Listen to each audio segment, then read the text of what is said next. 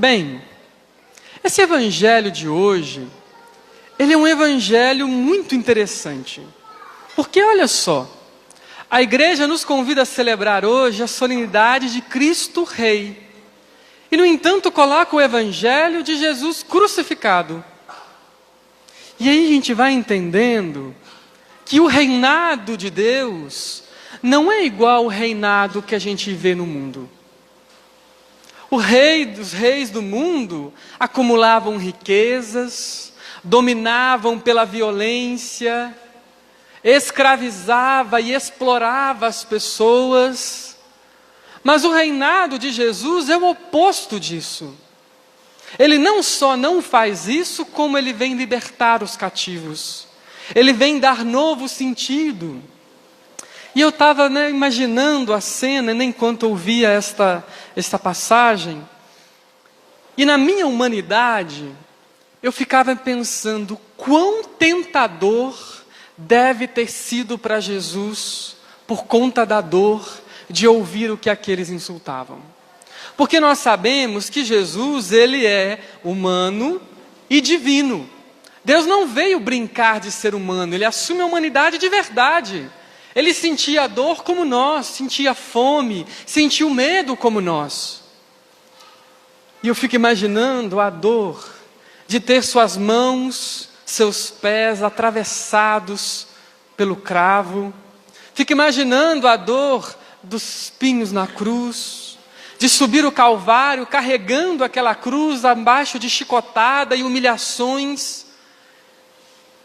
E eu fico imaginando aquele povo todo, os mestres da lei, os fariseus, os soldados, e até um dos que estavam crucificados com Jesus, falando para ele: se tu não és Deus, então por que não salva-te a ti mesmo?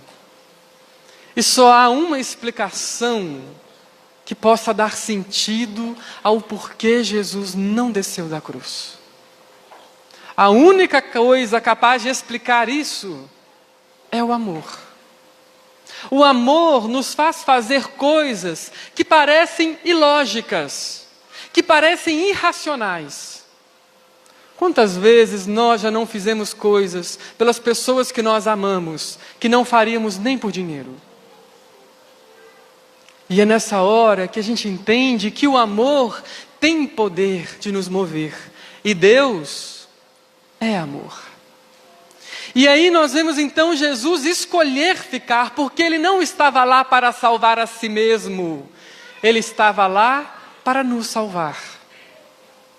E aí nesse momento, depois de ouvir todas aquelas pessoas em todos os graus de poder, insultando a Jesus e mandando Ele se libertar, nós vemos então cena de um outro ladrão, que nós chamamos de bom ladrão costumamente na igreja.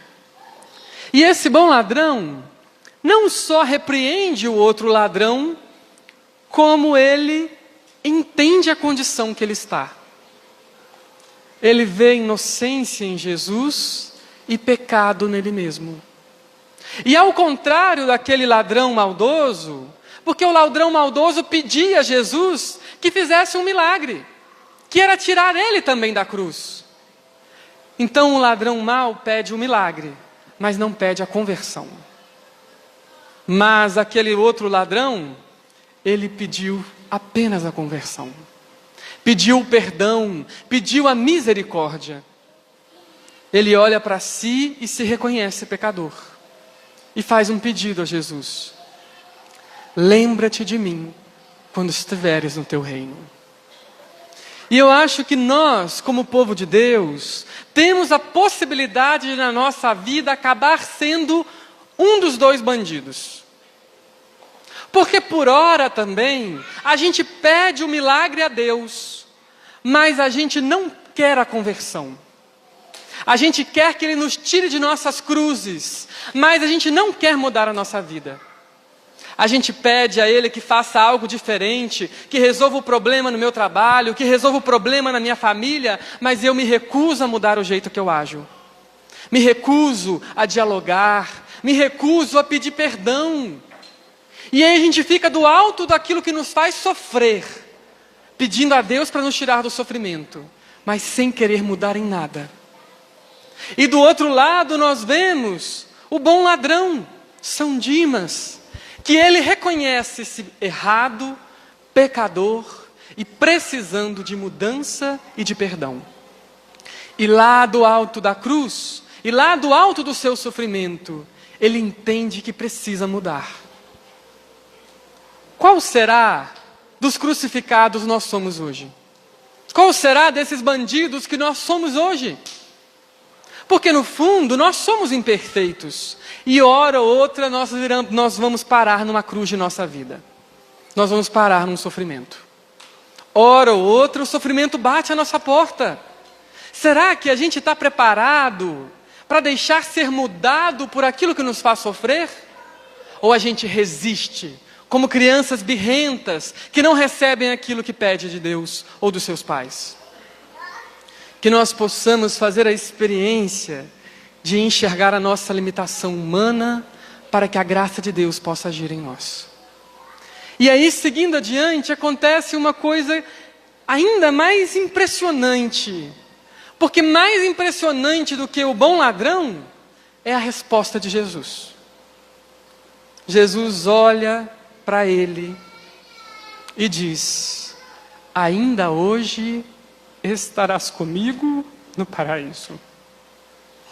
E é nessa hora que a gente entende a extensão da misericórdia de Deus.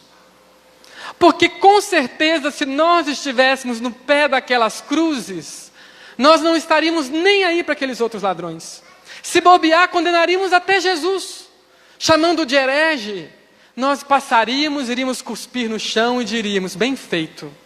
Talvez diríamos até pior. Talvez diríamos que deveria morrer mesmo. E aí a gente vai percebendo que talvez nós ainda não somos misericordiosos como Jesus é. Parece que diante da limitação do outro, dos erros e dos pecados e das escolhas erradas, a gente não tem misericórdia. E aí Jesus coloca em primeiro lugar para entrar no reino dos céus, no paraíso, aquele pecador. E só para você entender o peso disso, na história da igreja, aquilo que a teologia nos apresenta, nós sabemos que antes da ressurreição de Jesus, ninguém tinha entrado no paraíso ainda. Todos esperavam que na figura do Cristo, tudo então fosse ressignificado e então abrisse as portas do paraíso. Ou seja, o primeiro a entrar no paraíso não foi um padre, não foi um mestre da lei, não foi um fariseu, não foi um rei, foi aquele bandido, foi aquele ladrão, que com certeza nós hoje estaríamos condenando. Ou diríamos: esse aí já está perdido mesmo, não tem salvação não, não adianta não, isso aí já escolheu esse caminho, já era. E a gente, como Pilatos, lavamos as nossas mãos para dizer a nós mesmos que nós não precisamos fazer nada para mudar a realidade da qual nós vivemos. Essa é a grande verdade. Mas para nós que queremos ser chamados filhos de Deus, estamos vivendo o que Jesus vivia? Estamos fazendo coisas como Ele fazia? Ou será que diante das cruzes dos nossos irmãos, a gente vira e diz: crucifica-o? Diante das dores, dos sofrimentos, às vezes nós temos um defeito muito grande, que é de enxergar o mundo apenas do lugar que a gente está. E por conta disso, corremos o risco de nunca entendermos a profundidade do sofrimento dos outros. Porque eu fui criado assim, porque eu aprendi assim, porque eu nunca vi acontecer desse jeito. E a gente começa a querer medir o mundo com o tamanho da nossa cabeça, com o tamanho da nossa experiência, como se o mundo tivesse o tamanho do que eu vivi. Mas o mundo é muito maior. E é por isso que Deus age com misericórdia e não com raiva. Porque Ele sabe de todos os corações, enquanto nós não sabemos. Sinceramente, eu acho que às vezes nós mal sabemos do nosso próprio coração. Quantas coisas ao longo dos anos nós vamos descobrindo de nós mesmos que a gente nem sabia. Quantas vezes nós fazemos coisas que nós nos surpreendemos conosco mesmo. Nossa, por que eu fui fazer isso? Para quê? Por que eu falei isso? Eu nem precisava. Não tinha nada. E a gente vai se descobrindo, imagina os outros. Mas nós temos a mania preguiçosa, que vai contra o jeito de Deus, que é de condenar os outros antes da hora. E falando em hora, a gente sabe bem, por esse evangelho, que não importa quando, até o último instante, ainda há esperança. Até o último instante. Que nós possamos então ser inspirados por esse Deus que nos sacode das nossas seguranças, que nos incomoda, para que a gente seja diferente. Porque senão corre o risco da gente achar que é super fiel a Jesus, mas ficar do alto de nossas cruzes, apontando o dedo para todo mundo. Falando mal, diminuindo, fazendo fofoca, condenando os outros ao erro ou à morte. Tem gente na igreja que fica doido para descobrir o pecado de alguém, para sair contando para todo mundo. E pessoas assim, inclusive, se tivessem também seus pecados revelados, seriam as que mais seriam condenadas. Que nós possamos olhar para nós mesmos e nos enxergarmos como os iguais. Somos iguais. Todos somos pecadores. Todos estamos no caminho da graça. Todos estamos buscando a santidade. Mas ninguém se salva sozinho. A salvação é feita junto com aquilo que eu faço na vida do outro. E o que será que nós temos feito na vida do outro? Se nós morrêssemos hoje, será que nós, quando chegássemos no céu, o que teríamos para partilhar a Deus? Quando Ele perguntasse para nós, né? O que você fez aos menores do reino? A quem você ajudou? A quem teve uma vida melhor porque você se colocou na vida daquela pessoa? E agora eu não falo mais de pai, mãe, filho, irmão, parentes próximos, não. Eu falo de dar-se de si mesmo a quem não teria nada a te devolver. Porque eu amar quem me ama é muito fácil. E Jesus já deixou isso claro. Fazer coisas boas a quem é bom conosco, isso até quem é mal faz. Até uma pessoa maldosa dá coisas boas a seu filho. Qual que é a nossa diferença então? Será que somos capazes de fazer coisas boas a quem não tem nada a nos dar? Nada a nos oferecer? Às vezes nem um obrigado. Às vezes nem um sorriso. Será que a gente tem coragem de oferecer nosso tempo para poder sentar ao lado de uma pessoa que se perdeu na vida? Será que a gente tem coragem de bater um papo, de fazer uma visita religiosa, por exemplo, num presídio? Para poder ouvir e perguntar: o que aconteceu com você? O que eu posso te ajudar como cristão? Posso te apresentar um horizonte? Posso te dar um caminho? Será que temos coragem de sentar nas beiras das calçadas da rua da cidade e perguntar a uma pessoa em situação de rua o que aconteceu para ela estar lá? E perguntar: o que eu posso fazer para mudar a sua vida? No geral, a única coragem que a gente tem é ficar sentado dentro de casa, sendo alimentado pelas redes sociais, pelas fake news, pelos Telegram, pelo WhatsApp, com um monte de mentira, e arrotando por aí dizendo: se está lá é porque quer. Sem nunca ter sentado do lado de uma pessoa para poder ouvir.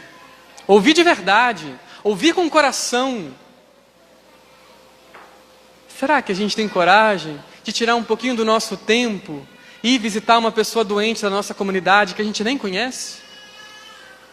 De uma pessoa acamada, que não consegue sair de casa, será que a gente consegue ir visitar e levar alegria àquela pessoa? Sentar e dizer: o que posso fazer para melhorar a sua vida? Posso trazer um bolo, um cafezinho para nós? Posso ajudar a limpar a sua casa? Talvez hoje você não está conseguindo, eu posso, você deixa? Mas a gente prefere viver num mundo em que a gente acha que cada um com os seus sofrimentos. E Jesus vem mostrar para nós que a resposta do mundo tem que ser o amor. Jesus do alto da cruz, vítima da violência, ele poderia, se quisesse, ter acabado com o planeta no estalar de dedos, acabado com todas as pessoas maldosas do mundo, deixado só as boas. Mas, no entanto, ele morreu pelo rei que o condenou, pelos fariseus que o condenaram, pelo soldado que atravessou a espada no seu lado, pelos discípulos que estavam lá, pela sua mãe, pelas aquelas pessoas boas e pelas pessoas odiáveis. Ele morreu por todos. Que nós possamos então, meus irmãos, instigados pela realeza de Deus, que vai contra a realeza do mundo, entender que a verdadeira riqueza é o ser humano e não as coisas. Que nós possamos nos inspirar por aquilo que Jesus fala para nós e sermos verdadeiros cristãos. E não só um cristão de IBGE, e não só alguém que vai na comunidade para poder rezar, sentir um arrepio e voltar para casa. Mas é para a gente entrar na comunidade e sentir o arrepio aqui, sentir o arrepio do lado de quem sofre e transformar a vida das pessoas. Porque o Espírito Santo nos encontra aqui e nos encontra nos menores também. Que Deus nos abençoe e nos inspire a ser fiel cada vez mais. Amém.